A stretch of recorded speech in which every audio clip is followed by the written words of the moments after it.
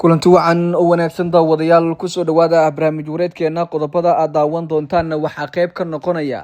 Imaaraadka Carabta oo taageero military siinaya Somaliland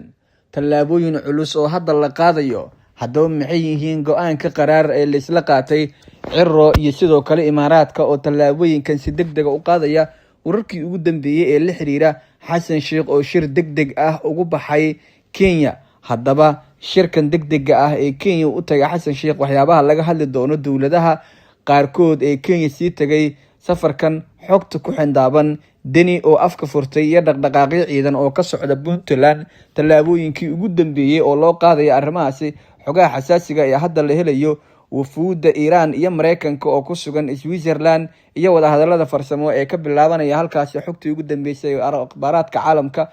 ayaa daawan doontaan balse marka hore si aan faafahinta u guda galno waxaan ka dalbanayaa in muuqaalka aad noo share gareysa leeg saarto meel fog gaarsiin qayb ka noqo saaxiibadeena ugu xiran ee hela xogaha xasaasiga ah iyo warbixinada halkan aynu ku soo gudbino adiga oo rukumanaya barteena YouTube channel sidoo kale furo gambalelka digniinta aragtidana qaybta hoose faallada ama commentiga inoogu reeba waa hagaag waa 21ka June haddii aynu eegno wararkii ugu dambeeyay dulmarka aad ku daawateen markana adigoo jooga gurigaaga iyo goobtaada ganacsi adigii ubadkaaga si sahlan ku barta quraanka kariimka markasul lixsaan online waxay diyaar idin la tahay barashada quraanka kariimka iyo shareecada islaamka 24 saac markaskan waxaa diyaar idinkugu ah macallimiin isugu jira rag iyo dumar xeel dheerayaal ay madrasadooda ka aflaxeen arday fara badan oo ku sugan gudaha dalka iyo dibadiisa si aad uga faa'iideysato fursadan qaaliga ah fadlan la xiriir lambarada shaashada kaga muuqda.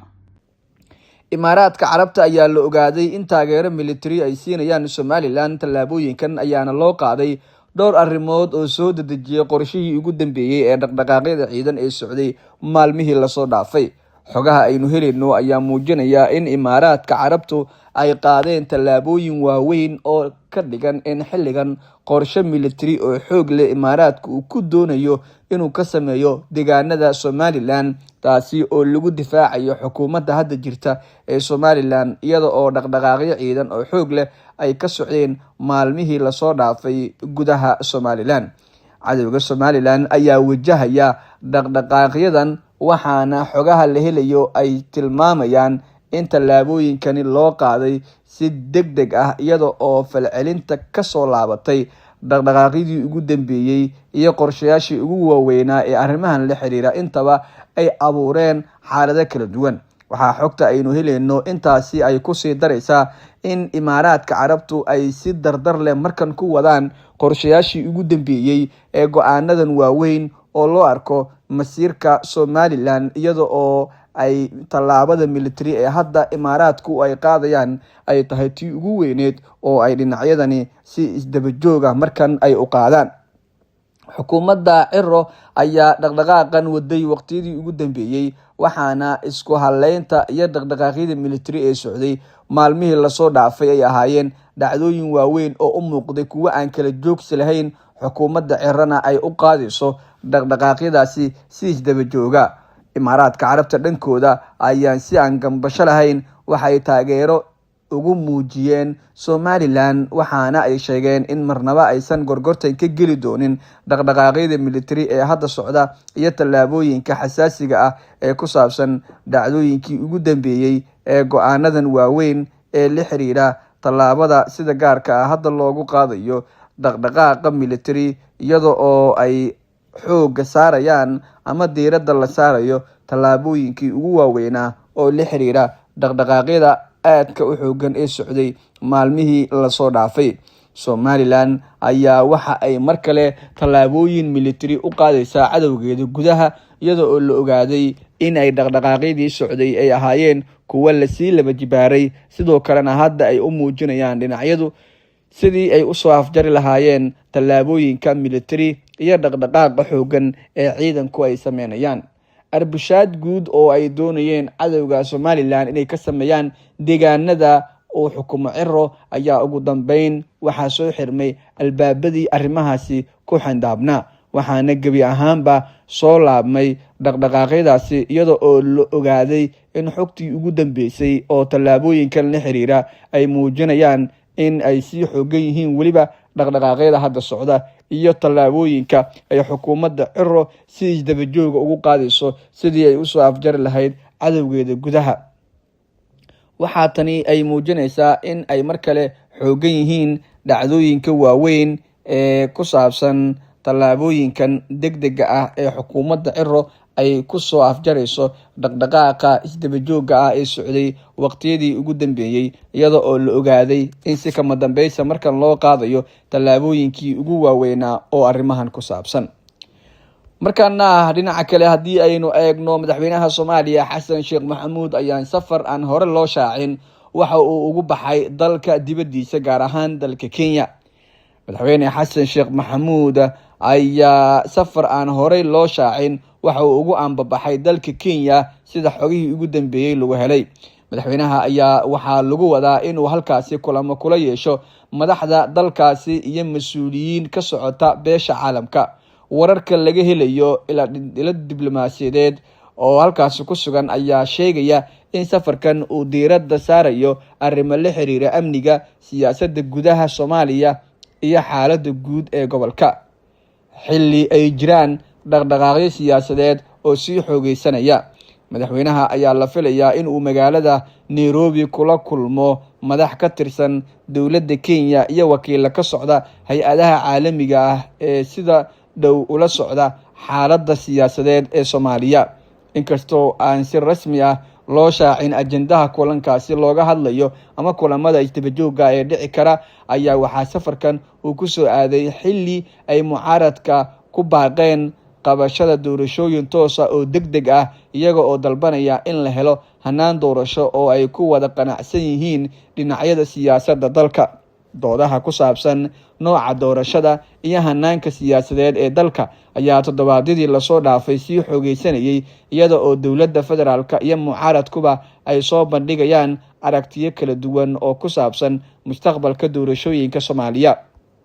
ilaa iyo hadda filla Soomaaliya kama aysan soo saarin wax war ah oo ku saabsan safarka madaxweynaha ee Kenya iyo ujeedooyinka rasmiga ah ee ka dambeysa. hase yeeshee safarkan ayaa imaanaya xilli dalku uu wajahayo xiisad siyaasadeed oo xasaasi ah iyo muran la xiriira doorashooyinka. Soomaaliya iyo Kenya ayaa leh xiriir wanaagsan oo labada dhinacba muhiimad gaar ah u leh, gaar ahaan dhinacyada amniga, ganacsiga, siyaasadda iyo waxbarashada oo ay aad markaasi dhinacyadu uga wada shaqeynayeen. tallaabooyinkii ugu dambeeyay ee loo qaaday dhaqdhaqaaqyadan ayaana waxa ay muujinayaan in lagu soo afjarayo hadda dhacdooyinka taagan ee siyaasadeed, iyada oo wakiilada caalamka ee ku sugan magaalada Nairobi shir degdeg ah ay ugu yeereen Xasan Sheekh Maxamuud, waxaana wadahadalada socda la filayaa inay noqdaan kuwa ku soo dhamaada natiijooyin dhinacyadu ay isla qaataan, sida wararka hordhaca ee hadda la helayo ay muujinayaan. waxaana tani ay qayb ka tahay tallaabooyinkii ugu dambeeyay ee loo qaadayo dhaqdhaqaaqyada kala duwan ee socday maalmihii lasoo dhaafay. Soomaaliya ayaa ku jirta marxalad xilli kala guur ah, waxaana socda dhaqdhaqaaqyo aad u xoogan oo ay dowladda iyo sidoo kale mucaaradkuba ay wadaan. abaabuladii ugu dambeeyay ee dhinacyadan iska soo horjeeda ayaana waxa ay abuureen xaalado khatartooda xambaarsan, waxaana tani ay qayb ka tahay dhaqdhaqaaqyadii ugu waaweynaa ee la rumaysan yahay in ay wax badan ka bedeleen qorshaha dowladda madaxweyne Xasan Sheekh Maxamuud,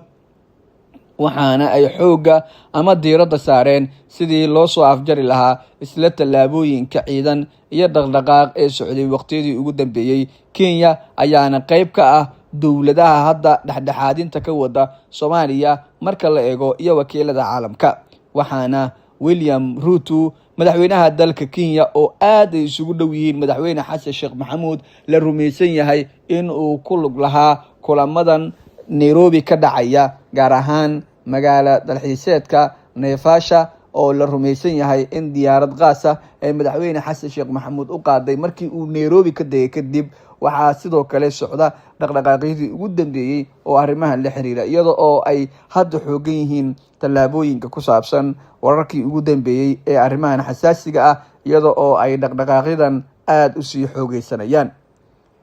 dhinaca kalena haddii aynu markaan eegno, waxaa tallaabooyin iyo dhaqdhaqaaqyo ciidan laga dareemayaa deegaanada maamulka Puntland, halkaasi oo ay dhaqdhaqaaqyo ciidan durbaba ay ka bilowdeen.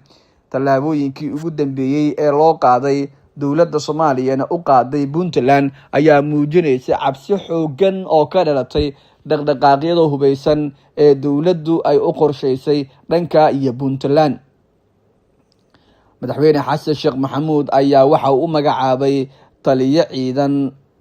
qaybta 54 ee ciidanka xoogga dalka oo ka howlgalaya Puntland iyo waqooyi bari, waxaana taasi ay abuurtay cabsi xoogan oo Saciidani soo food saartay. Deni oo dhalinyarada Puntland la kulmayay xalay ayaa ka horjeediyay hadal u muuqday mid quusa, isagoo sheegay in qof kasta oo reer Puntland oo xukuumadda Puntland ee xilka ka qaado ay soo qaadanayaan mashruuc lagu diminayo maamulkii isaga uu maamulayay sida uu sheegay, waxaana si cad u tilmaamay in dowladda dhexe ay wado burburinta Puntland, isagoo sheegay in dowladdii ka horeysay Xasan Sheekh ay isku dayday arrimahaasi balse ay suurtageli waayeen, waxaana tani ay qayb ka tahay in dhacdooyinkii ugu dambeeyay ee tallaabooyinkan la xiriiray ay markaasi xoogga sii saarayeen ama diiradda la saarayay dhaqdhaqaaqyadaasi. waxaana sidoo kale hadda ay u muuqataa in mar kale Puntland ay ciidamo badan la soo baxayso, iyadoo oo heegan buuxa la geliyay ciidankii Puntland ee xukuumadda taabacsanaa, halka dhinaca kale ciidamada kasoo horjeeda Puntland ee federaalka iyana ay wadaan dhaqdhaqaaqyadii ugu dambeeyay. cabsi xoogan ayaa hadda jirta, waxaanase la ogeyn tallaabada xigi karta ee arrimahan ku saabsan. markaan akhbaraadka caalamka haddii aynu eegno wararkii ugu dambeeyay ee la xiriirana wufuudda Iiraan iyo Mareykanka ka socda ayaa waxay kusii qulqulayaan Switzerland, iyada oo wadahadalo halkaasi ay ka bilaabanayaan. wasaaradda arrimaha dibadda Switzerland ayaa ku dhawaaqday in wafdi ka socda Iiraan ay soo gaareen dalkaasi ka hor wadahadalada ka dhacaya xarunta markaasi lagu ballamay in wadahadalada lagu soo afjaro. wadahadaladan ayaa looga hadlayaa sida loo dhaqangelin lahaa heshiiska is-afgaradka ahaa ee u dhexeeyay Iiraan iyo Mareykanka ee lagu soo afjaray dagaalka bariga dhexe. wasaaradda arrimaha dibadda Switzerland ayaa barteeda bulshada ee X ku soo qortay in ay soo dhaweyneyso imaanshiyaha wafdiga Iiraan, iyadoo intaa ku dartay inay wadaxaajoodyadani ay qayb ka yihiin Ingiriiska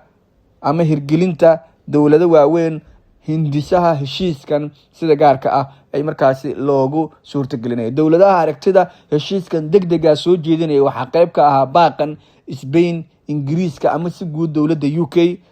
Spain, Talyaaniga, Jarmalka, Ruushka, Faransiiska iyo dowlado kale oo waaweyn, waxaana ay ku baaqayeen in la soo afjaro dagaalka bariga dhexe ee qoto dheeraada. hirgelinta heshiiska is-afgaradka ahaa ee ay saxiixeen Mareykanka iyo Iiraan ayaana hadda u muuqda in dardargelintiisu ay socoto. wakaaladda wararka ee Jamhuuriyadda Islaamiga ah ee Iiraan ayaa sidoo kale xaqiijisay imaatinka wafdiga Iiraan ee gaaray dalka Switzerland, iyadoo madaxweyne ku-xigeenka Mareykanku qudhiisa uu gaaray halkaasi. waxaa sidoo kale xubno ka socday Pakistan oo dhexdhexaadii ka ahaa arrinkan iyana halkaasi gaareen. wadahadallo kale oo horlana ay ka furmayaan. guud ahaan daawadayaal barnaamij wareedkeenina waa naga intaa.